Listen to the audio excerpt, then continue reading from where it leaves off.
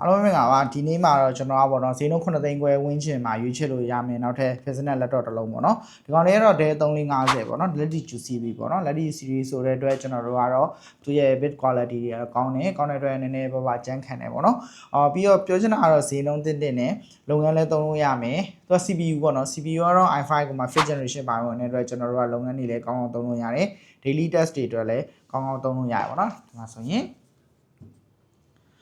black ကြတယ်အမဲအောင်လေးပေါ့နော်တဲဟိုမှာလက်တီချိုမဲအောင်လေးအရင်ကြီးလည်းမထူဘူး Fission ဆိုပေမဲ့လည်း RAM တော့ 8GB ပါဝင်နေ SSD U5 6ပါဝင်နေ second size ကတော့14လက်မှာပေါ့နော်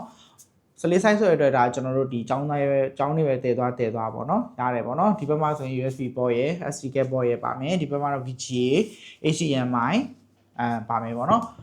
ပြီးတော့ကျွန်တော်တို့ network port လည်းပါတယ်ဒီမှာဆိုရင် port စုံပဲပေါ့နော်လက်တီချိုတွေက port စုံတာတော့များရယ်ပေါ့နော် VGA ရောဒီ HDMI တွေရောပြီးတော့အကုန်လုံးပေါ့နော် network port တွေဆိုရင်လုပ်ငန်းသုံးလို့တော်တော်လေးအဆင်ပြေတယ် CPU ကလည်း i5 လောက်ဆိုတော့အဆင်ပြေရပေါ့နော်အဓိကတော့ဈေးနှုန်းပေါ့နော်ဈေးနှုန်းကတော့ကျွန်တော်တို့က9သိန်းပဲဆိုတဲ့အတွက်